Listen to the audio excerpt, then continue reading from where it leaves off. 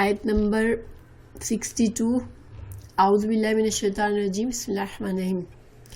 اِنَّا أَوْحَيْنَا إِلَيْكَ كَمَا أَوْحَيْنَا إِلَى نُوحٍ وَالنَّبِيِّينَ مِن بَعْدِهِ وَأَوْحَيْنَا إِلَى إِبْرَاهِيمَ وَإِسْمَاعِيلَ وَإِسْحَاقَ وَيَعْقُوبَ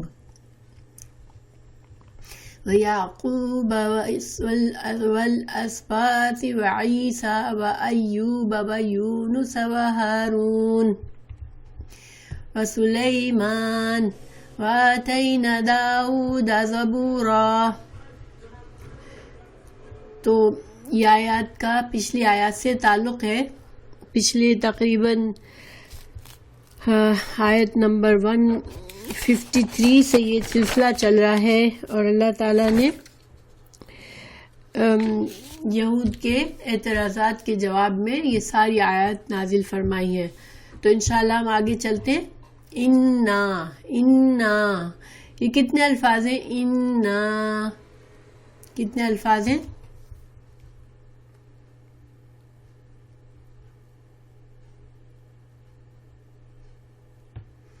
دو. ماشاءاللہ. انا ایک تو انا ہے وداؤٹ الف جس کا مطلب ہوتا ہے بے شک، اور نون الف نا. نون الف نا کا مطلب کیا ہوتا ہے؟ ہم. ٹھیک ہے. بے شک ہم نے، بے شک ہم نے. اوحینا اس کا روٹ ورڈ کسی کو سمجھ میں آ رہا ہے؟ اوحینا کا واو، ہاں واو ہا یا. ماشاءاللہ. وحی کے لیے آتا ہے. ٹھیک ہے. تو وحی کی ہم نے کا ترجمہ کہاں سے آیا؟ اوحینا. اوحی کا مطلب وحی کی اور نہ ہم نے. وحی کی ہم نے. الیکا کتنے الفاظ ہیں؟ الیکا دو. ماشاءاللہ. الا اور کا. الا کا مطلب طرف اور کا آپ کے. ہم نے وحی کی آپ کی طرف. کما کتنے الفاظ ہیں؟ دو. ماشاءاللہ. کا مطلب ہوتا ہے مانند، کسی چیز کی طرح، یعنی تشبیہ دینے کے لیے آتا ہے. تو مانند، ماں کا مطلب جو. تو جیسا کہ اوحینا ہم نے وحی کی الا طرف نوح کے، نوح علیہ السلام کی طرف جس طرح ہم نے وحی کی تھی، اسی طرح آپ کی طرف ہم نے وحی کی. والنبیون واو اور النبیین اس کی جمع، اس کی واحد کیا ہو سکتی ہے؟ النبیین کی.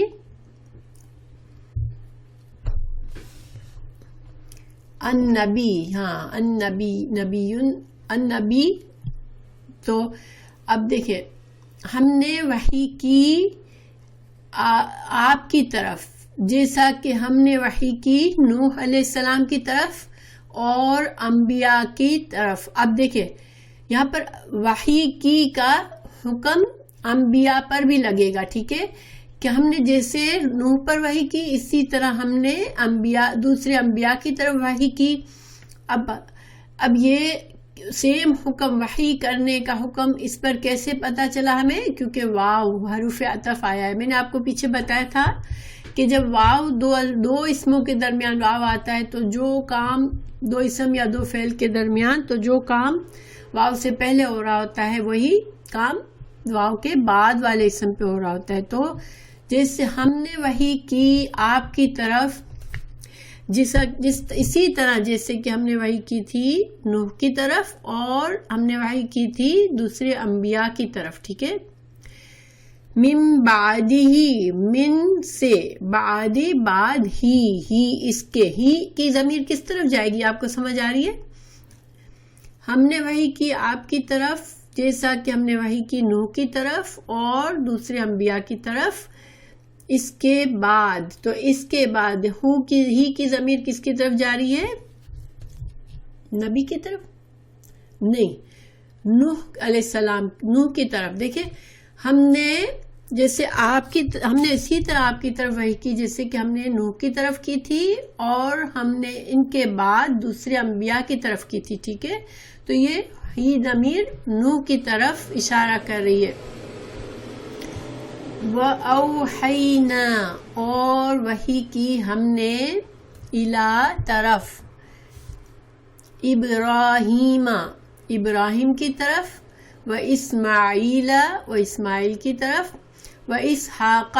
اب دیکھیں واو کی وجہ سے اس کا اثر جو وحی اوحینا کا اثر ابراہیم پر آیا، اسماعیل پر، اسحاق پر، سب پر. ٹھیک ہے، یعنی اللہ تعالیٰ ایک ایک کا نام بتا رہے ہیں اب کہ ہم نے ابراہیم، اسماعیل، اسحاق اور یعقوب علیہ السلام اور والاسباط، اسباط یعقوب علیہ السلام کے اولاد میں سے جو انبیاء ہوئے ان کی طرف، عیسیٰ و ایوب، اور ایوب کے، اور یونس علیہ السلام، اور ہارون علیہ السلام کی طرف، و سلیمان، اور سلیمان کی طرف، واتینا، اور دی ہم نے داؤد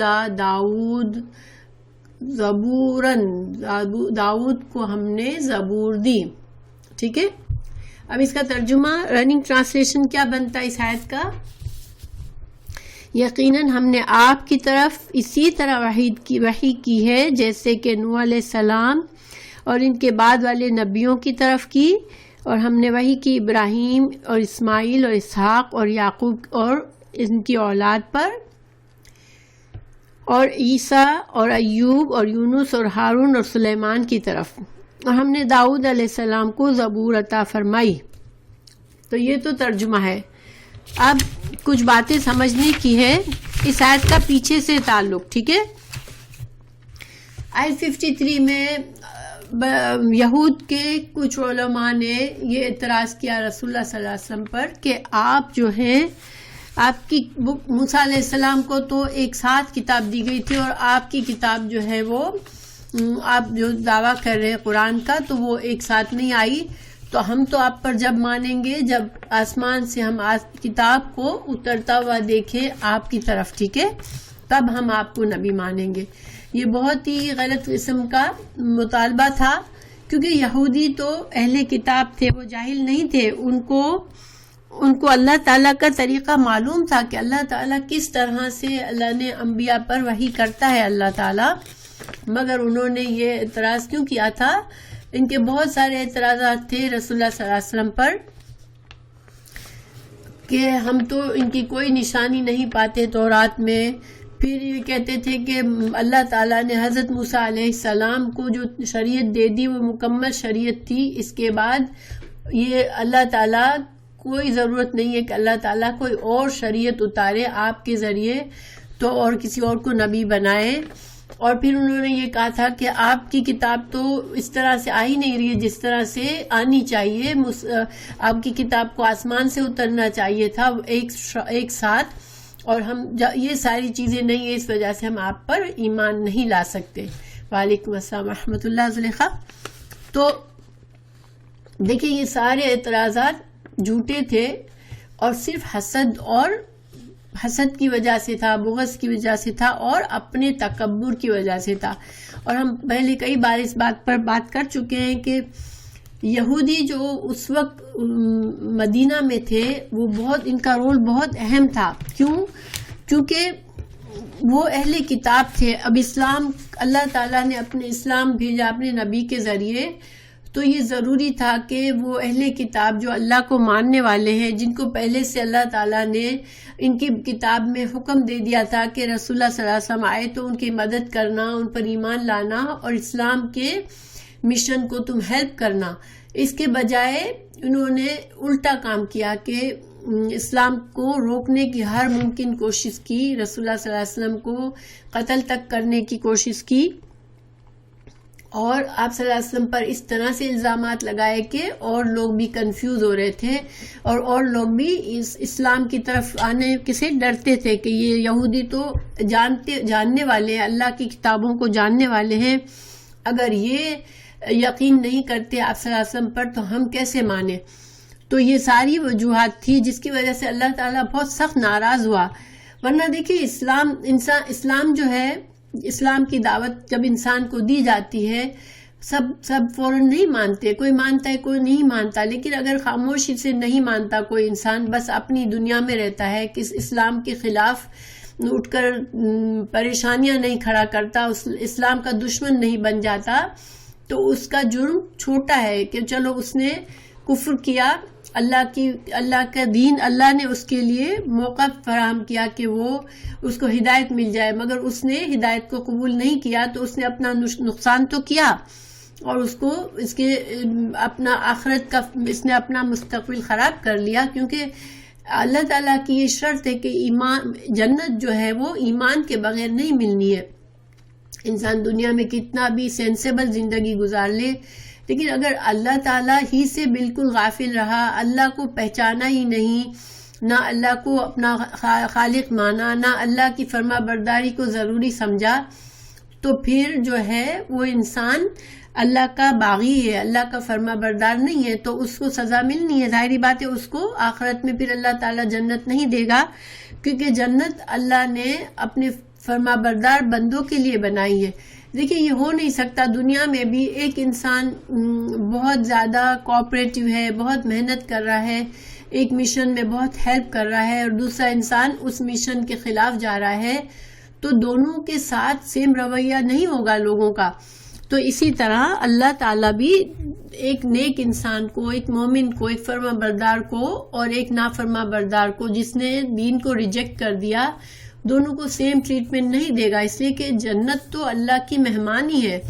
جنت جو ہے وہ انسان کے اعمال کا نتیجہ اور اجر نہیں ہے، بلکہ یہ اللہ تعالیٰ کی رحمت ہے۔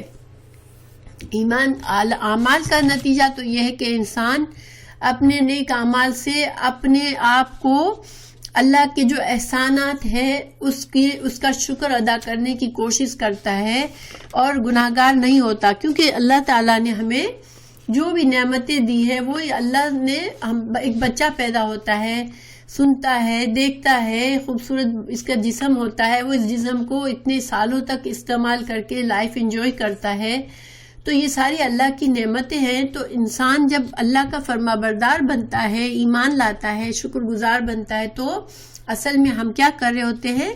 اللہ کی نعمتوں کا شکر کر رہے ہوتے ہیں، ہم کوئی جنت کی قیمت نہیں ادا کر رہے ہوتے ہیں، ٹھیک ہے؟ کیونکہ اللہ کے بے شمار احسانات ہیں ہم پر۔ دیکھیے اگر ہم عام طور پر سوچتے نہیں ہیں، لیکن ہمارے جسم کا ایک پرزہ صحیح کام نہیں کرتا تو ہم لوگ بالکل، ہماری ساری زندگی بعض اوقات بالکل ڈسٹرب ہو جاتی ہے۔ ہمارے پاس پیسہ ہو، دولت ہو، سب کچھ ہو، لیکن ہمارے جسم کے اندر ہمارا ڈائجسٹو سسٹم ختم ہو گیا، یا ہمارا جو اخراج کا سسٹم ہے ختم ہو گیا، یا ہمارا ہارٹ گیو اپ ہو رہا ہے، تو ہم کچھ بھی نہیں کر سکتے۔ تو اس وجہ سے یہ ساری نعمتیں جو اللہ نے ہمیں دی ہے، اس کا شکر کے طور پر ہم اللہ سے فرما برداری کا ہمیں حکم دیا گیا ہے کہ تم اللہ کے بندے ہو، تمہیں اللہ نے پیدا کیا ہے، تو تمہیں اللہ کی نعمتوں کو پہچاننا ہے اور اللہ کا شکر گزار بننا ہے۔ لیکن ایک انسان نہیں بنتا تو ٹھیک ہے، اس نے اللہ کا مجرم تو بن جاتا ہے، ظاہر ہے کہ اس نے اللہ کی شکر گزاری کے بجائے نا شکر گزار ہونا پسند کیا ہے۔ وہ کہتا ہے کہ میں آزاد ہوں، میں کیوں نمازیں پڑھوں، میں کیوں جھکوں اللہ کے آگے، میں کیوں اللہ کے سے ڈر کے رہوں، میری زندگی ہے، میں محنت کرتا ہوں، میں کماتا ہوں، تو میں اپنی مرضی کی زندگی گزاروں۔ اگر انسان ایسا کرتا ہے تو دنیا میں تو اللہ نے اجازت دی ہے، مگر آخرت میں اس کو پھر اللہ کے ان سارے احسانوں کا بدلہ نہ دینے پر پھر اللہ کی طرف سے، اللہ کی رحمت سے وہ محروم ہو جاتا ہے، اور اللہ کی رحمت آخرت میں جنت ہے۔ تو بہرحال یہ کام تو یہ ایک عام انسان کا کام ہوتا ہے، لیکن یہودیوں پر اللہ تعالیٰ بہت سخت ناراض کیوں ہوا؟ جو مدینہ میں یہودی تھے ان پر، کہ انہوں نے اسلام کو جانتے بوجھتے نہ صرف ریجیکٹ کیا، اسلام کی دعوت کو خود ریجیکٹ صرف نہیں کیا، بلکہ بہت سے لوگ ان کی وجہ سے اسلام سے رک گئے اور اسلام کے مسلمانوں کے لیے انہوں نے بڑی رکاوٹیں کی، آپ صلی اللہ علیہ وسلم کے بارے میں بہت شکوک میں ڈال دیا لوگوں کو. تو اس وجہ سے اللہ تعالیٰ، ہم نے پچھلے 2 سبق سے ہم دیکھ رہے ہیں کہ اللہ تعالیٰ ان کی ساری نافرمانیاں ان کے سامنے کھول کھول کے بیان کر رہے ہیں کہ تمہارے یہ جرائم ہیں، تمہارے باپ دادا نے یہ کام کیے اور اب تم یہ کام کر رہے ہو. تو اب اللہ تعالیٰ نے یہ ساری باتوں کے بعد اب اللہ تعالیٰ بتا رہے ہیں کہ یہ جو نبی ہیں محمد صلی اللہ علیہ وسلم، یہ کوئی انوکھے نبی نہیں ہے، انہوں نے کوئی ایسا دعویٰ نہیں کر دیا کہ تمہاری سمجھ میں نہیں آ رہا. ہم نے تو ان پر ویسے ہی وہی نازل فرمائی ہے جیسے ہم نے دوسرے انبیاء پر نازل فرمائی تھی، نوح علیہ السلام پر کی تھی اور اس کے بعد دوسرے انبیاء پر کی تھی اور کتابیں دی تھی. تو یہ سب تو تم مانتے ہو کہ حضرت یہ سارے انبیاء کا تو نام تورات میں بھی ہے، تم جانتے ہو. تو پھر تم کیوں اس نبی کے خلاف اتنی عجیب سی باتیں، عجیب سے دعوے کرتے ہو؟ تو یہ تو شان نزول ہے. اب اس کو ہم مزید غور کرتے ہیں اس آیت پر. سب سے پہلے تو لفظ وحی کیا ہے، ٹھیک ہے، لفظ وحی کے کیا معنی ہے؟ تو لفظ وحی جو ہے اس کے لغت کے لحاظ سے اس کا معنی ہے اشارہ کرنا، ٹھیک ہے، ایک خفیہ اشارہ کرنا. تو اس کے قرآن میں بھی یہ وحی، لفظ وحی مختلف معنوں میں استعمال ہوا ہے. جیسے مثال کے طور پر سورہ مریم میں اللہ تعالیٰ نے فرمایا فخرج علی قومہ من المحراب فاوحى الیہم ان سبحوا بکرۃ وعشیا. حضرت زکریا علیہ السلام جو تھے وہ اپنے حجرے سے باہر نکلے اور اپنے قوم کی طرف اشارہ کیا کہ اللہ کے صبح شام یاد کرتے رہو، کیونکہ حضرت زکریا نے اس وقت بولنے کا روزہ رکھا تھا. ان کی شریعت میں بولنے کا بھی روزہ ہوتا تھا. تو انہوں نے اشارے سے اپنی قوم سے کہا کہ وہ صبح شام اللہ کی عبادت کرے. اب یہ یہاں پر وحی کا لفظ استعمال ہوا ہے کس لیے؟ اشارہ کرنے کے لیے، ٹھیک ہے. اب قرآن میں دوسری جگہ الہام، کسی کے دل میں الہام آ جانا، ہم اردو میں بھی بولتے ہیں نا الہام، تو الہام کے معنی میں بھی قرآن میں استعمال ہوا ہے وحی کا لفظ. اللہ تعالیٰ نے فرمایا وَأَوْحَيْنَا إِلَىٰ أُمِّ مُوسَىٰ أَنْ أَوْدِعِيهِ، کہ ہم نے وحی کی موسیٰ کی ماں کی طرف کہ وہ اس بچے کو دودھ پلائے. اب موسیٰ کی ماں جو تھی وہ نبی نہیں تھی، ان پر جو تھے وہ فرشتوں کو وہ نہیں دیکھ سکتی تھی. عام انسان فرشتوں کو نہیں دیکھ سکتے، صرف انبیاء دیکھتے ہیں. تو اللہ تعالیٰ نے ان کی ماں کے دل میں ایک الہام کے طور پر یہ بات ڈالی کہ بچے کو دودھ پلاؤ اور پھر اسے پانی میں ڈال دو، باسکٹ میں ڈال کے اس کو ریور میں ڈال دو. حضرت موسیٰ علیہ السلام کے بارے میں تھی یہ آیت. پھر قرآن میں دوسری جگہ ہے وحی جو ہے وہ اس معنی میں استعمال ہوئی ہے جیسے اللہ تعالیٰ نے دیکھے اپنی مخلوق بنائی تو اللہ نے ہر مخلوق کے اندر اس کا جو فنکشن ہے وہ اللہ نے بائی فطرت ڈالا ہوا ہے کہ اس کی فطرت میں ہے کہ اس کا مقصد، اس کی زندگی کا مقصد کیا ہے. تو اللہ تعالیٰ نے شہد کی مکھی کا مقصد کیا بنایا ہے کہ وہ پھولوں کا رس چوس کے مکھی شہد بناتی ہے. تو اللہ تعالیٰ نے فرمایا سورہ نحل میں کہ وَأَوْحَىٰ رَبُّكَ إِلَى النَّحْلِ، نحل کی طرف یعنی شہد کی مکھی کی طرف اللہ نے وحی کی. اب وحی کا مطلب یہ نہیں تھا کہ فرشتے نے آ کر اس کو حکم دیا، بلکہ یہ ایک فطری فنکشن تھا جو اللہ نے شہد کی مکھی کو ایک فطری طور پر یہ اس کے فرائض کے انجام کا اس کو حکم دیا تھا کہ یہ تمہارا فرض ہے، تمہاری زندگی کا مقصد ہے کہ تم شہد بناؤ. آپ کو پتہ ہے کہ شہد کی مکھی کا سارا فنکشن، ساری زندگی کا یہی مقصد ہے کہ وہ ہنی جمع کرتی ہے. پھر اس میں قرآن ہی میں یہ اس کا وحی اس لیے آیا ہے کہ جب کسی کو خفیہ طور پر انسان جاسوسی کر کے کسی کو کوئی بات ایک دوسرے کو سازش کرتا ہے، کوئی ایک دوسرے کے کسی کے دل میں بات ڈالتا ہے، کسی کو کوئی ایسی بات بتاتا ہے، تو اس کے معنی میں بھی استعمال ہوا ہے۔ اللہ تعالیٰ نے فرمایا وَكَذَلِكَ جَعَلْنَا لِكُلِّ نَبِيٍّ عَدُوًّا شَيَاطِينَ الْإِنسِ وَالْجِنِّ یحیی بعضکم الی بعض زخرف القول غرورا، اور اسی طرح ہم نے شیاطین جنوں اور انسانوں کو ہر پیغمبر کا دشمن بنایا، وہ دھوکہ دینے کے لیے ایک دوسرے کے دل میں بات ڈالتے ہیں۔ تو گویا یہ شیاطین چھپ چھپ کر خفیہ طور پر ایک دوسرے کے دلوں میں، جیسے جو لوگ شیاطین کے دوست ہوتے ہیں شیاطین ان کو خفیہ اشارے کرتے ہیں۔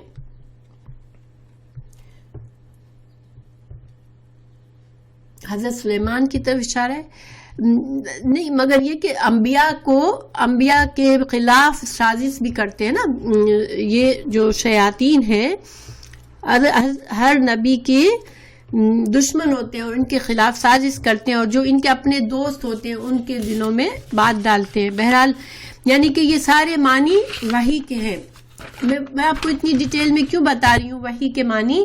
کیونکہ یہ لفظ استعمال ہوا ہے قرآن میں کئی بار، مگر مختلف معنوں میں استعمال ہوا ہے، تو انسان کو چونکہ آپ لوگ یاد کرتے ہیں ترجمہ، تو آپ کو پتہ ہونا چاہیے کہ یہ لفظ مختلف معنوں میں استعمال ہوا ہے قرآن میں، ورنہ کوئی یہ بھی کلیم کر سکتا ہے کہ نہیں موسیٰ علیہ السلام کی ماں کو بھی فرشتوں نے بات کی، حضرت مریم سے بھی فرشتوں نے بات کی، تو خیر حضرت مریم نے تو فرشتوں کو دیکھا تھا، اور ان کے بارے میں علماء کا اختلاف بھی ہے کہ وہ ان کا کیا اسٹیٹس تھا حضرت مریم کا۔ بہرحال شریعت میں وحی جو ہے وہ کس لیے استعمال ہوتی ہے؟ جو انبیاء اور اولیاء کو اللہ تعالیٰ انبیاء اور اولیاء کی طرف وحی آتی ہے، اس کو وہ خاص وحی ہوتی ہے، یا تو فرشتے کے ذریعہ سے آتی ہے، یا پھر کبھی اللہ تعالیٰ نے حجاب کے پیچھے سے انبیاء سے کلام کیا ہوتا ہے، جیسے کہ حضرت موسیٰ علیہ السلام سے اللہ تعالیٰ نے کلام کیا تھا، تو اللہ کو دیکھا نہیں تھا حضرت موسیٰ علیہ السلام نے، ایک حجاب میں کا معاملہ تھا، اللہ تعالیٰ سے بات کی تھی انہوں نے۔ اسی طرح رسول اللہ صلی اللہ علیہ وسلم جب معراج کے لیے گئے تو اللہ تعالیٰ سے بات ہوئی تھی حجاب میں، اللہ تعالیٰ کو دیکھا نہیں تھا انہوں نے۔ اور یا پھر فرشتے آتے تھے وحی لے کر، تو فرشتوں کو انبیاء دیکھ سکتے تھے، اور فرشتے اللہ کی بات انبیاء کو القا کرتے تھے ان کے دل پر۔ رسول اللہ صلی اللہ علیہ وسلم نے فرمایا کہ وحی کا یہ جو دو طریقے ہیں جو انبیاء کے ساتھ مخصوص ہیں، وہ اب ختم ہو گیا۔ اب وہ وحی، اب آسمان سے جو وحی آتی تھی وہ اب نہیں آ سکتی۔ آپ صلی اللہ علیہ وسلم آخری نبی تھے، اس کے بعد اب کوئی وحی نہیں آتی۔ ہاں البتہ وحی کا ایک طریقہ وہ یہ کہ ایک سچا خواب جب مومن دیکھتا ہے تو وہ بھی کبھی کبھی ایک وحی ہوتی ہے، تو وہ سچے خواب کی شکل میں جو وحی ہوتی ہے وہ ابھی ممکن ہے امت مسلمہ میں، مگر یہ بات اہم ہے کہ سچا خواب جو ہے وہ شریعت کو نہیں بدل سکتا، ٹھیک ہے؟ کوئی ولی یا کوئی نبی یہ نہیں کہہ سکتا کہ مجھے یہ خواب آیا ہے تو اب اس کو شریعت کا حصہ بنا لو، نہیں۔ وہ ایک اللہ تعالیٰ اپنے فضل سے، کرم سے اس بندے کے دل کو کوئی بشارت دیتا ہے یا کوئی کام اس سے کروانا ہوتا ہے، تو وہ اللہ تعالیٰ اسی بندے کی حد تک وہ کام ہوتا ہے۔ اور خواب کو ہم کبھی بھی اس کی کوئی دلیل نہیں ہوتی کہ میرا خواب اگر میں نے دیکھا تو میں کہوں کہ وہ سچا خواب ہی ہے۔ ہاں انسان فیل کر سکتا ہے کہ یہ اس کا خواب اس طرح کا تھا کہ یہ سچا خواب تھا انشاءاللہ، یا اس طرح سوچ سکتا ہے، مگر اس کے ذریعے وہ دوسروں کو حکم نہیں دے سکتا کہ تم یہ کام کرو اس لیے کہ میں نے یہ خواب دیکھا ہے۔ آپ کو پتہ ہے کہ بہت سے مسلمان جو ہیں وہ کسی بزرگ کے خواب کو بھی شریعت سمجھ لیتے ہیں، اور ان کے ذریعے بھی وہ دلیل بنا لیتے ہیں کہ کیونکہ فلاں بزرگ نے یہ خواب دیکھا تھا تو ہمیں اب یہ کام اس طرح کرنا چاہیے، مگر یہ طریقہ صحیح نہیں ہے، ٹھیک ہے؟ تو بہرحال اب یہ جو ہے وحی لفظ وحی کی تفصیل تھی انشاءاللہ. تو اب اللہ تعالیٰ نے یہاں پر ایک اور چیز جو یہاں اس آیت میں سمجھنے والی ہے، یہ انبیاء، اللہ تعالیٰ نے جو انبیاء کی تفصیل بتائی ہے. تو پہلے اللہ تعالیٰ نے حضرت نوح علیہ السلام کا نام لیا. تو حضرت نوح علیہ السلام پہلے نبی نہیں تھے، ٹھیک ہے. حضرت آدم علیہ السلام بھی نبی تھے اور حضرت نوح علیہ السلام سے پہلے بھی انبیاء آئے، مگر حضرت نوح علیہ السلام جو تھے وہ پہلے صاحب شریعت تھے. یعنی کہ حضرت نوح علیہ السلام کو شریعت دی گئی تھی. اور دوسری کیا خوبی تھی حضرت نوح علیہ السلام کی؟ وہ اولو العزم جو 8 پیغمبر ہیں ان میں شامل ہیں. اور یہ جو تھے وہ شرک کے خلاف، ان کو وعظ و نصیحت کا، یہ پہلے نبی تھے جن کو شرک کے مقابلے میں ان کو وعظ و نصیحت کرنی پڑی. اس سے پہلے حضرت نوح علیہ السلام سے پہلے کے انبیاء کو شرک نہیں تھا ان کی قوم میں. وہ بس انبیاء اپنی قوم کو اچھی باتیں بتاتے تھے مگر ان میں شرک نہیں تھا. شرک کا آغاز حضرت نوح علیہ السلام کی قوم سے ہوا ہے.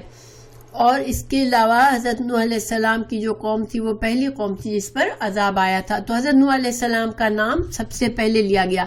اس کے بعد انبیاء کی جو ترتیب ہے وہ بھی جیسے ساری ترتیب جو ہے وہ جس انداز میں آئے انبیاء وہی اسی ترتیب میں نہیں ہے، ٹھیک ہے. کیونکہ کچھ تو تاریخی ہے جیسے، لیکن کچھ جو ہے اس کے اور مقاصد ہے. جیسے کہ حضرت نوح سے لے کر حضرت یعقوب علیہ السلام کی جو ترتیب یہاں بتائی گئی وہ تاریخی ہے. یعنی حضرت نوح علیہ السلام کے بعد جو ہے ابراہیم علیہ السلام، اسماعیل علیہ السلام، اسحاق علیہ السلام اور یعقوب اور اسباط، یہ اس میں ترتیب جو ہے تاریخی ہے. یعنی اسی طرح سے ہوا تھا، یہ ایک دوسرے کے بعد آئے تھے، ٹھیک ہے.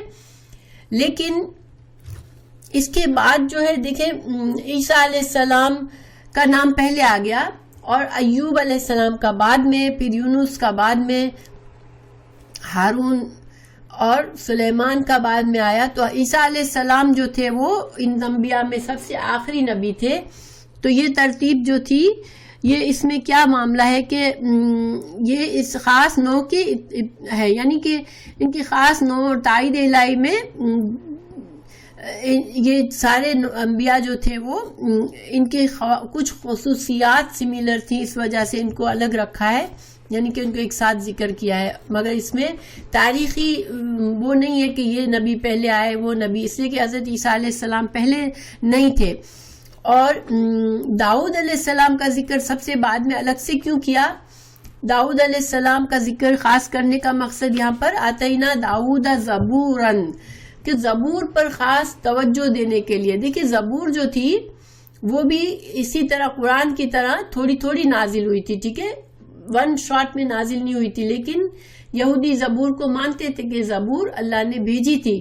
تو اللہ تعالیٰ نے یہاں پر ایک اور پوائنٹ بنایا کہ تم داؤد علیہ السلام کی زبور کو تو مانتے ہو، تو زبور کون سا ون شاٹ آسمان سے اتری تھی، تو پھر تم قرآن پر یہ اعتراض کیوں کرتے ہو؟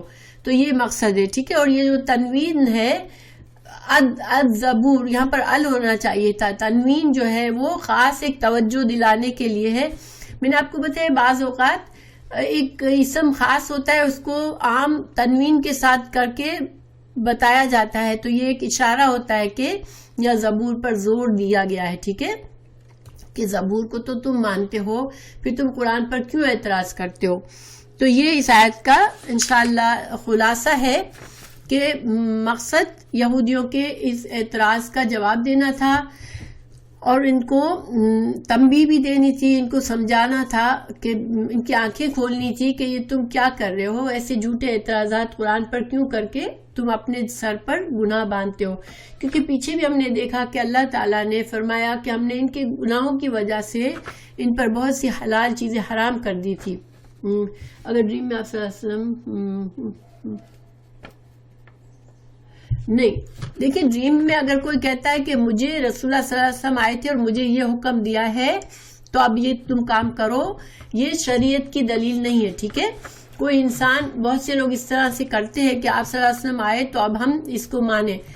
دیکھیں پہلی بات، رسول اللہ صلی اللہ علیہ وسلم کہ جس شخص نے دیکھا اس شخص کو پتا ہونا چاہیے کہ آپ کا جو حلیہ تھا وہی حلیہ ہے، ٹھیک ہے. چلو وہ بھی ثابت ہو گیا کہ ہاں وہی حلیہ خواب میں تھا. تو پھر جو ہے وہ حکم وہ اس کے لیے خاص تو ہو سکتا ہے، وہ اس کو یہ سمجھ سکتا ہے کہ مجھے کسی خاص چیز کی طرف اشارہ کیا جا رہا ہے، مگر کبھی بھی اللہ تعالیٰ شریعت اس طرح سے نہیں بدلتا کہ کسی بندے کو خواب میں آ کے حکم دے دیا جائے. تو یہ بہت ضروری بات ہے کہ انسان اس کو اس لیے دیکھیں. تو پھر کون سچا ہے کون جھوٹا ہے؟ بہت سے لوگ پھر ایسے جھوٹے نبی بن جائیں گے کہ بھئی ہم کو تو سچے خوابوں کا سلسلہ آ رہا ہے اور ہم سارے قرآن کو بھی بدل دیں گے وہ. تو اس وجہ سے یہ چیز الاؤڈ نہیں ہے، ٹھیک ہے نا فصیحہ. ہاں اب انسان اپنے طور پر ایک بشارت لے سکتا ہے اس کو کہ مجھے آپ صلی اللہ علیہ وسلم خواب میں آئے، اور یہ ایک بڑی اس کی بات ہے، خوشی انسان کے لیے بہت ہی اعجاز ہے کہ کسی کو آپ صلی اللہ علیہ وسلم کا خواب میں آنا، مگر اس کو انسان جو ہے وہ شریعت کا حصہ نہیں بن سکتا وہ، ٹھیک ہے نا. اچھا یہاں پر اب اگلی آیت پر چلتے ہیں ہم.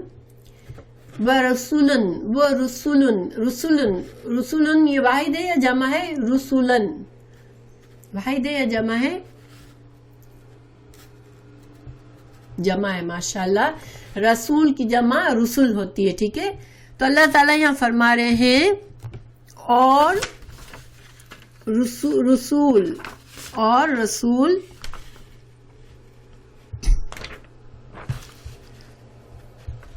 ایک سیکنڈ،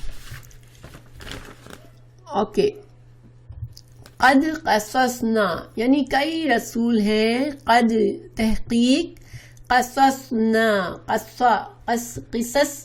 قصہ کرنا، کسی کا ذکر کرنا، کسی کے بارے میں بتانا. قصصناہم ہم نے ذکر کیا ان کا. کتنے الفاظ ہیں؟ قصصناہم 3، ماشاءاللہ. ہم ضمیر، نا ضمیر، قصص قصہ کیا، ذکر کیا ہم نے ان کا.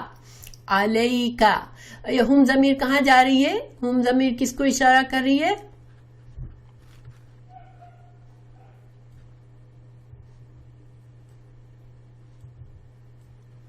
رسولن کو، ٹھیک ہے. اور رسول ہم نے ذکر کیا ان کا، علیکا آپ پر، من قبل اس سے پہلے، یعنی کہ یہاں پر من قبلی ہونا چاہیے. من قبل کیوں ہے؟ لام پر دمہ کیوں ہے؟ کہ اللہ تعالیٰ نے کچھ حصہ یہاں پر ذکر نہیں کیا، یعنی کہ آپ کو یہ آیات نازل ہونے سے پہلے مکی صورتوں میں بھی آپ کو بہت سے انبیاء کا ذکر آ چکا ہے. قرآن میں بہت سے انبیاء کا اس آیت کے نزول سے پہلے بھی ذکر ہو چکا ہے. وَرُسُلًا اور کئی رسول، لم نہیں، نقصصہم یہاں پر قصصناہم اور نقصصہم میں کیا فرق ہے؟ کسی کو سمجھ آ رہا ہے؟ قصصناہم نہیں ذکر کیا ہم نے، اور نقصصہم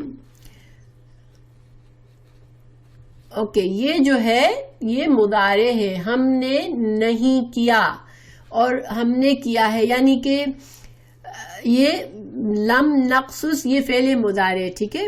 تو لیکن یہاں لم کی وجہ سے معنی تو ماضی کا دے رہا ہے. بہرحال تو ہم نے کئی انبیاء کا ذکر کیا پر اور اس سے پہلے، اور بہت سے انبیاء کا ذکر نہیں کیا، ٹھیک ہے. علیکا آپ پر. وَكَلَّمَ اور کلام کیا، اللہ نے. اب اللہ نے کا ترجمہ کیسے ہوا ہے؟ کلم اللہ کلام کیا اللہ نے یعنی ایک تو ہوتا ہے اللہ کو، ٹھیک ہے. تو اللہ نے کلام کیا، یہ کیسے ترجمہ ہوا؟ کیونکہ اللہ فاعل ہے. یہاں پر دمہ جب ہوتا ہے تو فاعل ہوتا ہے، فعل کے بعد جب اسم کے اوپر دمہ ہوتا ہے تو فاعل ہوتا ہے. تو کلام کیا اللہ نے موسیٰ سے، تکلیماً کلام کرنا. یہ تکلیمن جو ہے نا یہ اسم ہے یعنی مصدر ہے یہ. اور یہ دیکھیں کلما اور تکلیمن سیم ہی روٹ ورڈ ہے دونوں. یہ جب اس طرح سے آتا ہے کہ فعل آئے اور فعل کے بعد اسی روٹ ورڈ سے اسم آئے اور یہ منصوب ہو تو یہ کیا ہوتا ہے تاکید کرتا ہے یعنی بات کو اور زور دیتا ہے کہ ہاں ایسے ہی ہوا جس طرح سے بات کی جاتی ہے بالکل ایسے بات کیا اللہ نے. یعنی کوئی اور اس کا مطلب یہ نہ لے لے کوئی کہ نہیں کلم اللہ موسیٰ سے مطلب یہ کہ اللہ نے وہی نازل کی ہوگی, نہیں یہ نہیں. یہاں پر پکی بات ہے کہ اللہ نے جس طرح کلام کیا جاتا ہے اس طرح موسیٰ سے کلام کیا. ٹھیک ہے, یہ اس کی تاکید ہے, اس کو پکا کرتی ہے اس بات کو. تو اب ترجمہ کیا ہوا, اور آپ سے پہلے کے بہت سے رسولوں کے واقعات ہم نے آپ سے بیان کیے ہیں اور بہت سے رسولوں کے واقعات نہیں بیان کیے. اور موسیٰ علیہ السلام سے اللہ تعالیٰ نے صاف طور پر کلام کیا. دیکھیے صاف طور پر کا ترجمہ کیوں کیا انہوں نے, وعلیکم السلام ورحمۃ اللہ جمیلہ, صاف طور کا ترجمہ کیوں کیا, یہ تکلیمن تاکید کی وجہ سے. ٹھیک ہے, کہ جیسے کلام کیا جاتا ہے ویسے ہی کلام کیا اللہ نے موسیٰ سے. اب یہاں پر تاکید کی ضرورت کیوں پیش آئی, کیونکہ دیکھیں لوگ جو ہے نا ہر طرح کے لوگ ہوتے ہیں اور قرآن کے معنی کو قرآن کی بات کو بدلنے کی کوشش کرتے ہیں. تو ایک فرقہ ہے وہ کہتا ہے کہ نہیں اللہ نے یہاں پر کلم اللہ نہیں ہے بلکہ یہاں کیا ہے کلم اللہ ہے کہ کلام کیا اللہ سے ہے موسیٰ نے. ٹھیک ہے, یہ ترجمہ کرتے ہیں جو لوگ کہتے کہ نہیں اللہ نے کلام ایسے نہیں کیا جیسے بات کی جاتی ہے, بس اللہ نے وہی نازل کی یا موسیٰ علیہ السلام نے ان سے بات کی اللہ سے. لیکن یہاں پر اللہ تعالیٰ نے خود تاکید کی ہے کہ اللہ نے کلام کی موسیٰ سے. تو اب اللہ تعالیٰ مزید بتا رہے ہیں ہمیں کہ یہ اتنے سارے انبیاء بھیجے, انبیاء کا آنا کوئی نئی بات نہیں ہے اور بہت سے انبیاء کا تو ذکر ہم نے قرآن میں بھی کیا ہے اور تورات میں. من قبلی کا ہم مطلب یہ بھی لے سکتے ہیں کہ یہودیوں سے کہا جا رہا ہے کہ تورات میں بھی تو ان کا ذکر آ چکا ہے ان انبیاء کا. تو اور کچھ انبیاء کا بہت سے ایسے انبیاء بھی ہیں جن وہ آئے مگر اللہ نے ان کا ذکر نہیں فرمایا کسی کتاب میں, لیکن بہت سے انبیاء کا ذکر اللہ نے فرمایا ہے. تو یہ اسی پچھلی بات کے ساتھ ہی اس کا تعلق ہے کہ تم یہ اس نبی کو کیوں ماننے میں تم کو اعتراض ہے. ہاں ماشاءاللہ, تنوین کی وجہ سے یہ منصوب اور تنوین دونوں ضروری ہے. ٹھیک ہے, تکلیمن یہاں پر یہ فتح ہے, دمہ نہیں ہونا چاہیے. ٹھیک ہے, دمہ تنوین ہو تو پھر وہ تاکید نہیں ہوتی. نسین آپ اسی کا پوچھ رہی ہیں, تاکید جب فعل کی آتی ہے تو وہ اسی روٹ ورڈ سے ہونی چاہیے اور اس پر فتح ہونا چاہیے, دمہ نہیں. ٹھیک ہے, دمہ تنوین نہیں ہو بلکہ فتح تنوین ہو تو یہ ایک تاکید ہوتی ہے. جسے اللہ تعالیٰ نے فرمایا دکت الارض دکن دکا, زمین کو ہلا مارا گیا جسے ہلا مارا جاتا ہے. ٹھیک ہے, تو یہاں پر یہ مطلب ہے کہ بات کی جیسے بات کی جاتی ہے. تو اب اللہ تعالیٰ نے یہاں پر کتنے انبیاء کا نام ذکر کیا ہے قرآن میں یہ علماء کا کہنا ہے کہ 24 یا 25. ایک نام میں ڈسپیوٹ ہے کہ یہ نبی تھے یا نہیں. تو میں ان کے نام آپ کو بتاتی ہوں. آدم علیہ السلام, پھر ادریس علیہ السلام, نوح علیہ السلام, ہود علیہ السلام, صالح, ابراہیم, لوط, اسماعیل, اسحاق, یعقوب, یوسف, ایوب, شعیب, موسیٰ, ہارون, یونس, داؤد, سلیمان, الیاس, یسع, زکریا, یحییٰ, عیسیٰ. اور جو جس نام میں لوگوں کو علماء کو اختلاف ہے وہ ہے ذوالکفل. ذوالکفل کا نام تو آیا ہے مگر یہ نبی تھے یا نہیں اس میں ایک شیور نہیں ہے. کچھ لوگ کچھ علماء کہتے ہیں یہ بھی نبی ہیں, کچھ کہتے ہیں نہیں یہ نبی نہیں تھے. بہرحال تو ذوالکفل, تو پھر اور محمد صلی اللہ علیہ وسلم, یہ سارے مل کے 25 نام ہو جاتے ہیں. ٹھیک ہے, تو اللہ تعالیٰ نے قرآن میں ان کا نام ذکر کیا ہے. اب اللہ تعالیٰ نے فرمایا کہ بہت سے انبیاء کا نام ہم نے ذکر نہیں کیا، تو وہ ان کی تعداد کتنی تھی، تو اس کے بارے میں صحیح قرآن اور حدیث میں بالکل صحیح دلیل کوئی نہیں ہے کہ اللہ تعالیٰ نے فرمایا ہو قرآن میں کہ اتنے لاکھ اور اتنے انبیاء بھیجے، یا رسول اللہ صلی اللہ علیہ وسلم کی کوئی پکی صحیح مضبوط حدیث ہو جس میں ہو کہ ہاں اتنے انبیاء ہیں۔ ہاں البتہ کچھ ضعیف احادیث ہیں، اور آپ کو پتہ ہے ضعیف احادیث جو ہوتی ہیں اس کے کئی وجوہات ہوتی ہیں۔ تو جو ضعیف احادیث ہیں ان میں اگر راوی جو ہوتا ہے حدیث بیان کرنے والا، وہ اس میں جو ہے اگر وہ پوری شرائط پر پورا نہیں اترتا، ایک مضبوط راوی کی شرائط پر کسی طرح سے ادھورا اترتا ہے، اس کا حافظہ مضبوط نہیں ہوتا، یا اس سے مسٹیکس ہوئی ہوتی ہے، یا کسی وجہ سے وہ ضعیف ہوتا ہے، تو پھر اس حدیث کو ہم حجت اور دلیل نہیں مانتے۔ ہاں البتہ ایک طریقہ یہ ہے اس حدیث سے کو کسی حد تک اس کو ماننے کا ایک طریقہ یہ ہے کہ اس جیسی بہت ساری احادیث سملر معنی کی ہوں، چاہے وہ سبھی ضعیف ہو، تو پھر وہ ایک دوسرے کو تھوڑا سا زور دیتی ہیں، ٹھیک ہے، یعنی پھر اس حدیث کو ہم کوٹ کر سکتے ہیں، مگر وہ 100% اس پر بات جو ہے اس پر عمل کرنا ضروری ہے یا نہیں، وہ ڈیپینڈ کرتا ہے کہ کتنی اس حدیث کو اسٹرینتھ ملی ہوئی ہے۔ لیکن جیسے آپ کو پتہ ہے کہ بخاری کی اور صحیح مسلم کی اور یہ ساری حدیثیں جو ہیں وہ موسٹلی اتھینٹک ہے، اسپیشلی بخاری کی حدیث جو ہیں تمام علماء اس پر متفق ہے کہ امام بخاری کی کتاب میں ساری احادیث مضبوط سند سے ہیں اور صحیح احادیث ہیں۔ ہاں البتہ کچھ لوگ بخاری پر اعتراض کرتے ہیں کہ اس میں بھی کچھ ضعیف حدیثیں ہیں، تو اصل میں وہ ضعیف احادیث نہیں ہے، بلکہ امام بخاری نے کیا کیا ہے کہ جب وہ احادیث بیان کرنے سے پہلے اس کا ایک ڈسکرپشن بھی دیتے ہیں اپنی طرف سے احادیث کا، کہ اس حدیث میں یہ مضمون ہے، تو اس مضمون میں کبھی کبھی وہ کوئی بات کہتے ہیں، کسی عالم کا قول بتاتے ہیں، کسی قرآن کی آیت کا ٹکڑا بتاتے ہیں، تو اس میں کبھی بغیر چین کے کوئی ٹکڑا حدیث کا ڈالتے ہیں کہ یہ ریفرنس کے طور پر، مگر وہ اصل میں حدیث نہیں ہوتی ہے، وہ صرف ایک امام بخاری نے جس حدیث کو آگے لانا ہوتا ہے اس کا ڈسکرپشن کے لیے اس چھوٹے سے ٹکڑے کو ڈالا ہوتا ہے۔ تو اس پر بھی آپ کو پتہ ہے کہ لوگوں کو جب اعتراض کرنے ہوتے ہیں تو وہ کوئی نہ کوئی طریقہ ڈھونڈتے ہیں، اور وہ کہتے ہیں نہیں تو بخاری میں بھی تو ہے یہ حدیث، تو بغیر اس کی کوئی چین کے امام بخاری نے ڈال دی ہے اس میں۔ تو علم کی کمی کی وجہ سے لوگ ایسی باتیں کرتے ہیں، یا پھر پرپزلی وہ لوگوں کو گمراہ کرنے کے لیے ایسی باتیں کرتے ہیں، ورنہ امام بخاری کی کتاب، ان کی حدیث صحیح بخاری جو ہے وہ تمام علماء اس کو مانتے کہ قرآن کے بعد موسٹ اتھینٹک جو کتاب ہے وہ وہی ہے۔ تو بہرحال اب ہمیں کوئی بخاری میں مسلم میں ایسی حدیث نہیں ملتی جس کو ہم کہیں کہ ہاں یہ اتنے تعداد تھی، ٹھیک ہے۔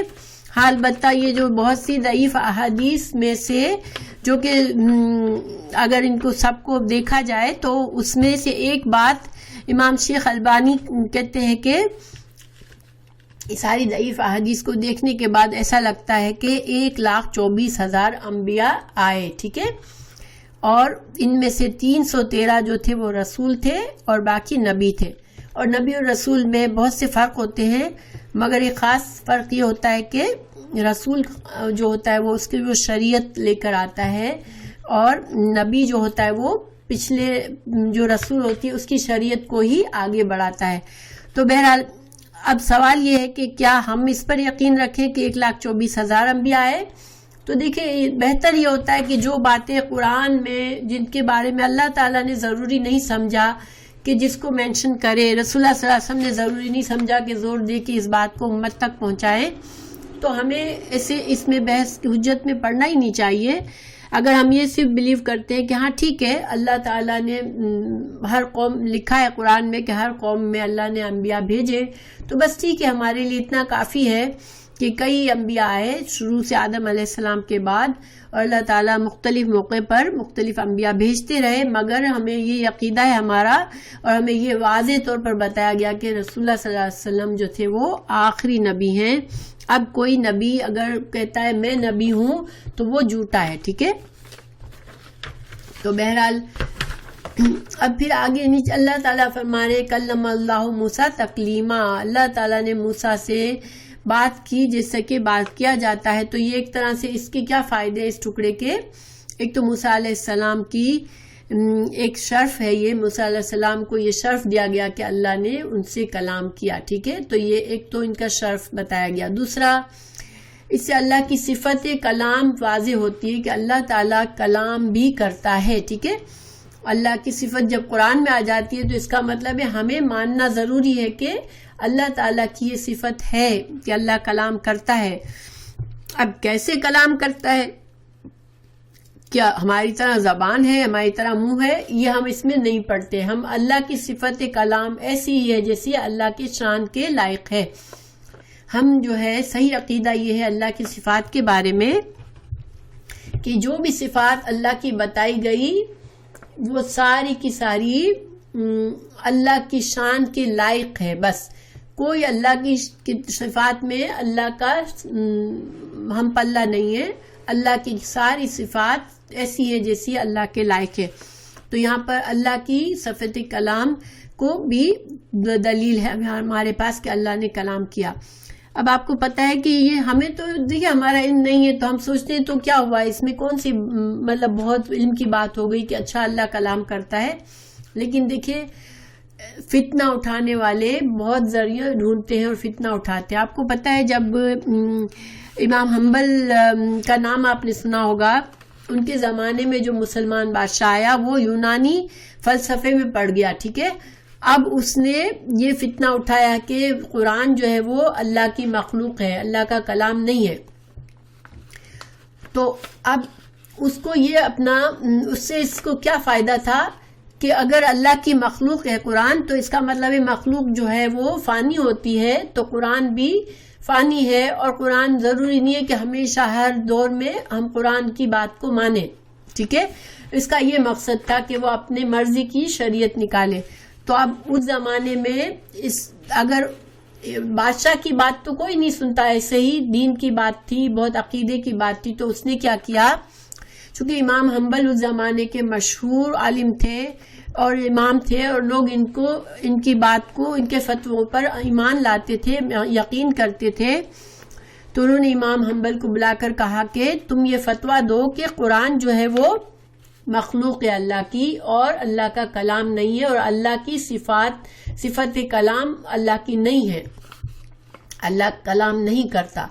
تو امام حنبل نے کہا میں تو اس وقت کہوں گا جب مجھے قرآن اور حدیث میں اس کی دلیل ملے، ورنہ میں یہ فتویٰ کس طرح دے سکتا ہوں، بغیر قرآن اور حدیث کے میں یہ فتویٰ نہیں دے سکتا ہوں۔ تو اس بادشاہ نے ان پر بڑے ظلم کیے، ان کو جیل میں ڈالا، ان کو کوڑے لگوائے، بہت ہی زیادہ ظلم و ستم ان پر ہوا، یہاں تک کہ وہ جو چھوٹے چھوٹے عالم تھے اس زمانے کے سب ڈر گئے، انہوں نے فتویٰ دینا شروع کر دیا کہ ہاں ٹھیک ہے، انہوں نے بادشاہ کی مخالفت چھوڑ دی۔ لیکن امام حنبل اٹکے رہے اپنی بات پر، تو اللہ تعالیٰ نے بہرحال ان کی مدد کی، مطلب آخر کار وہ بادشاہ مرا اور امام حنبل کو جیل سے نکالا گیا۔ لیکن بہرحال اور امام حنبل کو آج تک ہم ان کو جانتے ہیں، اور ان کی جو ہے ان کے جنازے میں اتنے لوگ شریک ہوئے اور ان کو اللہ نے عزت دی، آج تک ان کو امام مانا جاتا ہے، ان کی باتیں مانی جاتی ہے۔ ڈیٹیل فصیح آپ کی بات سمجھ میں نہیں آئی میرے، آپ ذرا سا ٹھیک طرح سے لکھیں آپ کیا کہہ رہی ہیں۔ تو بہرحال اللہ تعالیٰ کی یہاں پر صفت کلام ہمیں پتہ چلتی ہے۔ اب ایک اور حدیث ہے کہ رسول اللہ صلی اللہ علیہ وسلم سے بھی صحیح ابن حبان کی ایک روایت ہے کہ امام ابن کثیر نے اس صفت ہم کلام کو حضرت آدم علیہ السلام، حضرت محمد صلی اللہ علیہ وسلم کو بھی شریک کیا، کیونکہ رسول اللہ صلی اللہ علیہ وسلم کو معراج پر لے جایا گیا تھا، اور وہاں اللہ سبحانہ تعالیٰ نے آپ سے حجاب کے ذریعے، حجاب میں ہو کر در پردہ کلام کیا تھا، اور حضرت آدم علیہ السلام سے بھی صفت کلام اللہ کی ثابت ہے۔ تو یہ اللہ تعالیٰ نے یہ جو ہے تلک الرسل فضلنا بعضهم علی بعض، جو آیت ہے تیسرے سپارے کا جو پہلی لائن ہے، اس کی تفسیر میں، تفسیر ابن کثیر میں انہوں نے یہ بات لکھی ہے، اس کے بارے میں کسی کو دلچسپی ہے تو اس کو پڑھ سکتا ہے مزید، ٹھیک ہے۔ تو بہرحال اس آیت کا خلاصہ یہی ہوا کہ اللہ تعالیٰ کے رسول صلی اللہ علیہ وسلم یہ کوئی انوکھے رسول نہیں ہے، یہ اللہ کا شروع سے طریقہ رہا ہے، اور اللہ تعالیٰ نے کئی انبیاء بھیجے، اور اللہ تعالیٰ جو ہے وہ اسی طرح وحی کے ذریعے انبیاء کو احکامات دیے گئے تاکہ وہ اپنے اپنے لوگوں کو دین سکھائیں۔ اچھا، اب آگے اسی کا سلسلہ چل رہا ہے۔ اللہ تعالیٰ فرما رہے ہیں کہ رسولوں کا مقصد کیا ہوتا ہے، یہ بتا رہے ہیں اللہ تعالیٰ ہمیں۔ رسولن، یہ رسول تھے، مبشرینہ، ان کا کیا کام تھا؟ لوگوں کو خوشخبری دینے والے تھے، ومنذرینہ، اور ڈرانے والے تھے، لِأَلَّا، تاکہ نہ، لی تاکہ، اللہ ان لا تھا، ٹھیک ہے، یہ تین الفاظ ہیں، لی ان لا، ٹھیک ہے، لِأَلَّا تاکہ نہ، یکونا ہو، للناس لوگوں کے لیے، علی اللہ اللہ کے خلاف، حجتن کوئی حجت، بعد الرسل رسولوں کے۔ یعنی اللہ تعالیٰ یہاں کیا فرما رہے ہیں ہم سے کہ اللہ تعالیٰ رسولوں کو بھیجتا ہے، اور اس کا مقصد کیا ہوتا ہے رسولوں کے آنے کا؟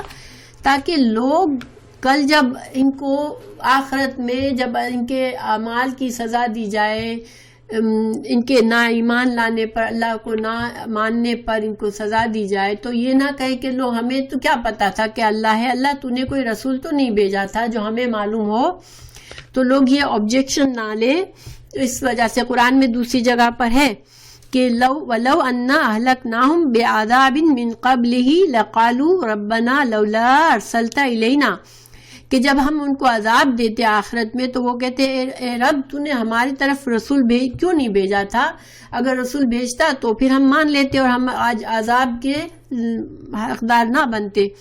یا پھر دوسری جگہ فرمایا اگر ہم آپ کو پیغمبر کے بھیجنے سے پہلے ہلاک کر دیتے تو وہ کہتے کہ اے ہمارے پروردگار تو نے ہماری طرف کوئی رسول کیوں نہیں بھیجا کہ ہم ذلیل و رسوا ہونے سے بیشتر تیری آیات کی پیروی کرتے۔ تو یہ ایک حجت ہوتی جو لوگ پیش کرتے اللہ کے نزدیک، تو اللہ تعالیٰ نے فرمایا کہ نہیں، یہ حجت ختم کر دی اللہ نے، اتمام حجت کے لیے رسولوں کو بھیج دیا کہ رسول آئے اور انسانوں کو زندگی میں ان کا مقصد بتائے، اور وہ جو نہیں مانتا، جو مانتا ہے اس کو جنت کی خوشخبری دے، جو نہیں مانتا اس کو جہنم کے عذاب سے ڈرائے، تاکہ پھر اللہ تعالیٰ کو کوئی یہ نہ کہے کہ اللہ تو نے ہمیں دنیا میں بھیج دیا، ہماری کوئی ہدایت کا ذریعہ نہیں بنایا، اور اب تو ہمیں سزا بھی دے رہا ہے، تو یہ تو ظلم کر رہا ہے تو۔ بہرحال اب اس سے علماء نے ایک اور فائدہ حاصل کیا اس آیت سے کہ انسان، چونکہ اللہ تعالیٰ نے یہاں پر بتا دیا کہ انسان کو دنیا میں اللہ بغیر رسولوں کے نہیں چھوڑتا، یعنی رسولوں کی طرف سے ہدایت ضرور آتی ہے، انسان کی عقل پر نہیں چھوڑ دیتا اللہ، تو گویا انسان کی صرف عقل جو ہے، علماء یہ کہتے ہیں کہ اس کا فائدہ یہ ہوا کہ صرف انسان کہے کہ میں سمجھدار ہوں، مجھے پتا ہے کیا اچھا ہے کیا برا ہے، مجھے کوئی رسول کی تعلیمات کی ضرورت نہیں ہے، مجھے کوئی دین کی ضرورت نہیں ہے، میں بہت بیلنس پرسن ہوں، میری عقل مجھے بتاتی ہے کہ کیا اچھا ہے کیا برا ہے، تو کوئی یہ نہ کہے کہ عقل جو ہے انسان کے لیے انف ہے، ٹھیک ہے، ہماری عقل فائدہ تو دیتی ہے مگر اس کو قرآن اور حدیث کے علم کے بعد اس کو صحیح فائدہ دیتی ہے۔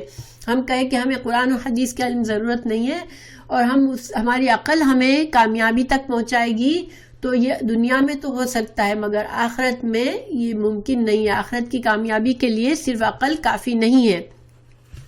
کیونکہ بڑے بڑے عقل مند ہوتے ہیں تو وہ بھی گمراہ ہو جاتے ہیں، اور بڑے بہت سادہ دم بالکل بیوقوف لوگ ہوتے ہیں وہ بھی قرآن سے ہدایت پا کر ایک کامیابی حاصل کر لیتے ہیں. ٹھیک ہے، تو انسان کو دین کا علم، اللہ کا علم ضروری ہے. یہ فائدہ اس حدیث اس بات سے نکلتا ہے، اس آیت سے نکلتا ہے. اوکے، پھر ہم آگے کا دیکھتے ہیں. اللہ تعالیٰ فرما رہے ہیں وَكَانَ اللَّهُ عَزِيزًا، اس آیت کا یہ ٹکڑا وَكَانَ اللَّهُ عَزِيزًا حَكِيمًا، کہ اللہ بہت زبردست ہے اور حکمت والا ہے. تو یہاں پر یہ ہم اس سے فائدہ لے سکتے ہیں کہ اللہ تعالیٰ کا جو دین ہے، اللہ تعالیٰ کا جو رسولوں کو بھیجنا، یہ سارا طریقہ اللہ کی حکمت سے ہے. ورنہ اللہ زبردست ہے، لوگوں کو زبردستی بھی دین پر چلا سکتا ہے. اللہ تعالیٰ لوگوں کو بغیر رسولوں کے بھی بس ہمارے نیچر میں جیسے شہد کی مکھی کے نیچر میں ڈال دیا کہ وہ بس اللہ کی فرمانبردار بن کے رہے، تو ہمارے ساتھ بھی کر سکتا تھا کہ اللہ تعالیٰ ہمارے فطرت میں ہی ڈال دیتا. پروگرامنگ ایسی ہوتی ہماری کہ ہم بس اللہ کی فرمانبردار بن کے رہے، لیکن نہیں، اللہ کی حکمت یہی تھی کہ اللہ بندوں کو آزادی دے، ارادہ دے، اور پھر انبیاء کے ذریعے وہ ہدایت پائیں اور خود سے مرضی سے ڈیسائیڈ کرے کہ مجھے اللہ کا فرمانبردار بننا ہے یا مجھے نافرمانی کا راستہ کرنا ہے، اور پھر اس حساب سے اس کو اس کا بدلہ ملے گا. ٹھیک ہے، پھر اللہ تعالیٰ آگے فرما رہے ہیں لیکن اللہ یشہدو گواہی دیتا ہے، بما ساتھ اس کے جو انزلہ اس نے اتارا، الیکا آپ کی طرف، انزلہ اس نے اتارا ہے اس کو. یہ ضمیر کہاں جا رہی ہے؟ انزلہ. لیکن اللہ گواہی دیتا ہے کہ اس نے اتارا ہے آپ کی طرف اس کو، کتاب کو. ہاں ماشاءاللہ، جو کچھ احکامات اللہ نے انبیاء کی طرف رسول اللہ صلی اللہ علیہ وسلم کو دیا، حدیث اور قرآن، وہ سب کیا اس کی طرف جا رہی ہے. انزلہ بما انزلہ، ماں کی طرف جا رہی. ٹھیک ہے، ماں جو کچھ اتارا، اور ماں میں قرآن اور حدیث دونوں ہے، بیکاز اللہ تعالیٰ نے رسول اللہ صلی اللہ علیہ وسلم کو دو طرح کی وحی نازل کی، ایک وحی جلی جو قرآن ہے اور ایک وحی خفی جو کہ حدیث ہے. تو اللہ تعالیٰ گواہی دیتا ہے کہ یہ رسول صلی اللہ علیہ وسلم کی طرف جو کچھ اللہ کی طرف سے احکامات آئے وہ سارے اللہ نے نازل کیے ہیں، بی ساتھ علم ہی کی ضمیر کہاں جائے گی؟ ہی کی ضمیر کہاں جائے گی؟ دیکھیں غور کرے. لیکن اللہ گواہی دیتا ہے ساتھ اس کے جو نازل کیا اللہ نے آپ کی طرف، اس کو نازل کیا ہے اللہ نے ساتھ علم کے. کس کے علم کے؟ علم ہی. کس کا علم؟ اللہ کا علم. ٹھیک ہے، یہی ضمیر کہاں جائے گی؟ اللہ کی طرف. کہ اللہ تعالیٰ نے جو کچھ آپ کی طرف نازل کیا ہے وہ اللہ نے اپنے خاص علم کے ذریعے نازل کیا ہے. تو اب یہ خاص علم کیا ہے؟ یہ خاص علم یہ ہے جو اللہ نے، چونکہ جو عزیز اور حکیم ہے، وہ جانتا ہے کہ بندوں کو کس علم کی ضرورت ہے. ٹھیک ہے، جتنا علم بندوں کے لیے ضروری علم تھا وہ اللہ نے نازل کر دیا. چونکہ سورہ آیت الکرسی میں بھی ہے وَلَا يُحِيطُونَ بِشَيْءٍ مِّنْ عِلْمِهِ إِلَّا بِمَا شَاءَ. اللہ کا علم تو اتنا ہے کہ جس کا کوئی حساب نہیں، مگر اللہ تعالیٰ اس علم میں سے جتنا جس کو چاہتا ہے وہ علم دیتا ہے. تو قرآن اور حدیث میں جتنا اللہ نے چاہا کہ بندوں کو اس علم کی ضرورت ہے اتنا اللہ نے نازل کیا. یا دوسرا معنی اس کا یہ ہے کہ جس پر اللہ نے مناسب سمجھا اس پر اللہ کے علم کے مطابق اللہ نے جانا کہ کس بندے کو نبی بنانا ہے، اس کو اللہ نے نبی بنا کے علم دیا. تو یہ معنی کرنے سے کیا فائدہ ہے کہ چونکہ یہودیوں کا اعتراض تھا کہ اس کو نبی کیوں بنایا، بنی اسرائیل میں سے نبی آنا چاہیے تھا، بنی اسماعیل میں سے کیوں آ گیا؟ تو اللہ تعالیٰ فرما رہے ہیں کہ اللہ جانتا ہے کہ کس کو اللہ کو علم دینا، کس کو اللہ کو نبی بنانا ہے. ٹھیک ہے، تو یہ معنی ہے اس کا. پھر آگے آیت ہم دیکھتے ہیں. اچھا، یہاں گواہی کو ذرا سا سمجھتے ہیں. اللہ گواہی دیتا ہے. یہاں پر کچھ بات ادھوری سی لگتی ہے لیکن اللہ گواہی دیتا ہے. تو یہاں پر اصل میں تھا کہ اگر یہ یہودی گواہی نہیں دیتے، اگر یہ اہل کتاب آپ کو جان گئے، پہچان گئے، مگر آپ کی گواہی نہیں دیتے کہ ہاں یہ سچا رسول ہے، تو کوئی بات نہیں، اللہ گواہی دیتا ہے آپ کا. ٹھیک ہے، یہ یہاں پر اس کا معنی یہ ہے. یہ اصل میں تھا کہ ایک منٹ، اصل میں یہ جملہ یوں تھا کہ لا یشہدون، وہ گواہی نہیں دیتے، یعنی لا یشہدون لیکن اللہ یشہد، وہ گواہی نہیں دیتے. وہ بنی اسرائیل گواہی نہیں دے رہے آپ کی، اللہ کے پہچان گئے، مگر وہ گواہی کیا ہوتا ہے کہ ہاں میں جانتا ہوں، میں یہ پرسن، یہ شخص سچ بول رہا ہے، میں جانتا ہوں، میں گواہی دیتا ہوں کہ یہ سچے نبی ہے. اگر وہ گواہی نہیں دیتے تو کوئی بات نہیں، اللہ گواہی دیتا ہے. ٹھیک ہے، آپ کے لیے کہ جو کچھ آپ پر نازل ہوا ہے وہ سچ ہے اور اللہ کے علم کے ذریعے سے ہے. تو پھر یہ تو گواہی کا مطلب ہو گیا. ٹھیک ہے، یہ ٹکڑا چھوٹ گیا تھا تو میں نے کر لیا اس کو پورا. اب والملائکۃ، اور فرشتے بھی گواہی دیتے ہیں، یشہدون، فرشتے بھی گواہی دیتے ہیں، لیکن وکفا، اور کافی ہے، باللہ، اللہ، شہیدن، کافی ہے اللہ گواہ.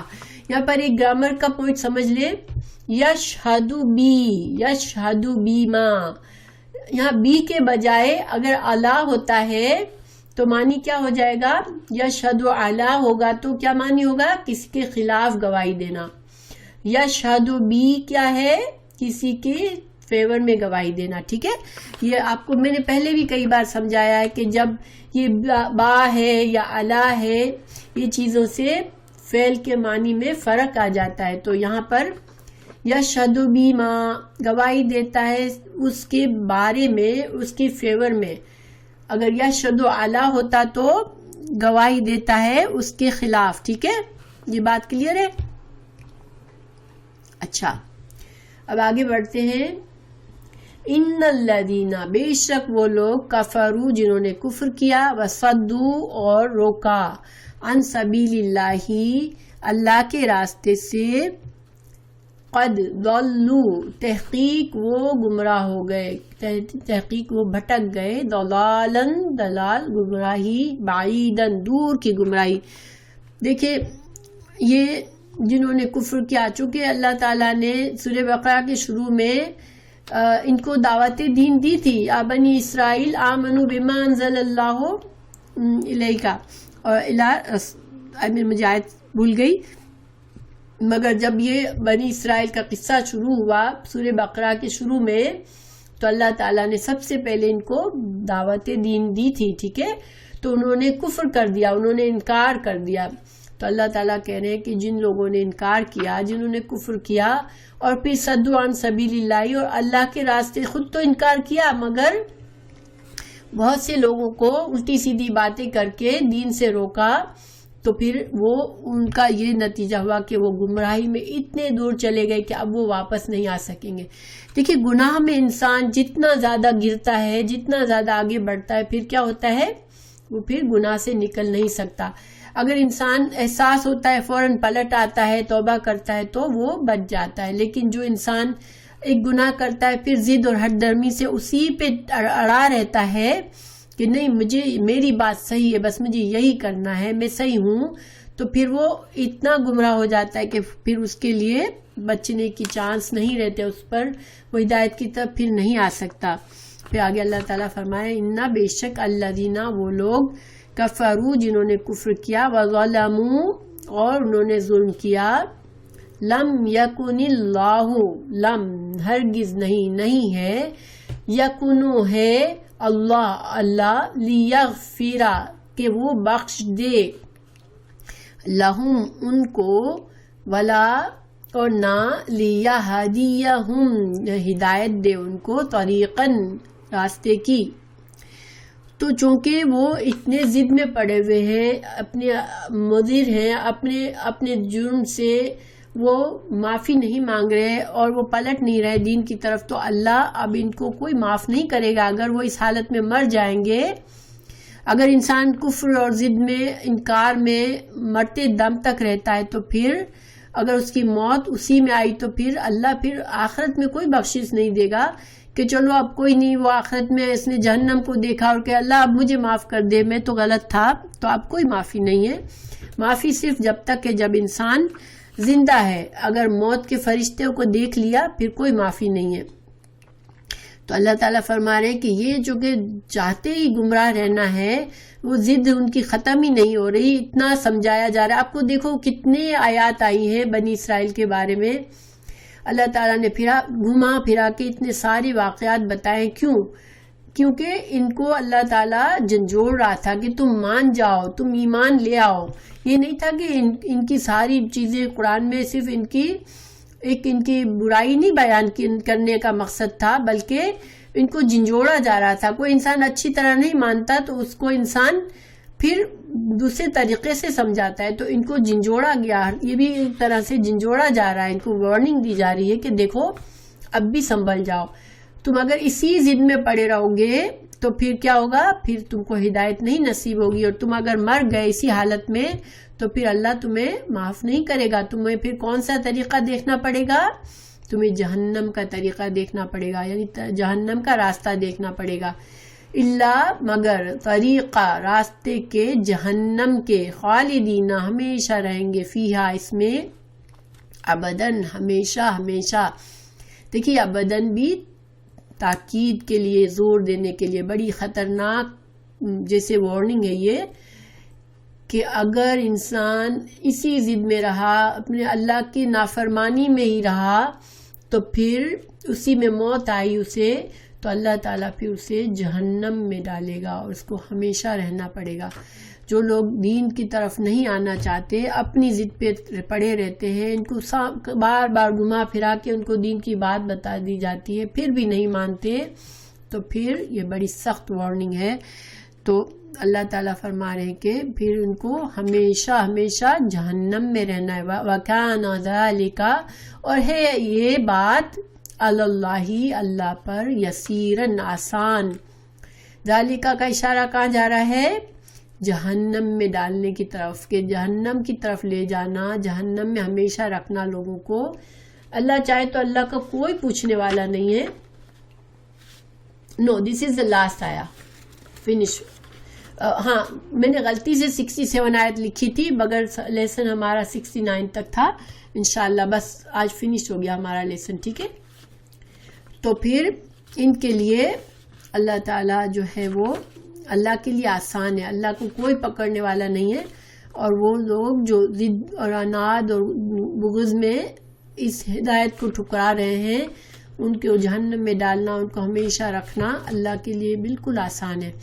تو اللہ تعالیٰ ہمیں بچائے۔ یہ باتیں دیکھیں ہمارے لیے یہ نہیں ہے کہ وہ یہودی کتنے برے تھے، دیکھو، نہیں، ہمارے لیے یہ مقصد ہے کہ ہم اپنے آئینے میں دیکھیں کہ ہمارے اندر کیا ہے، کیا ہم بھی دین کے خلاف ضد میں ہیں، کیا ہمیں مشکل لگتا ہے دین پر چلنا، کیا ہم اللہ کی ہدایت اور کتاب سے دور بھاگتے ہیں۔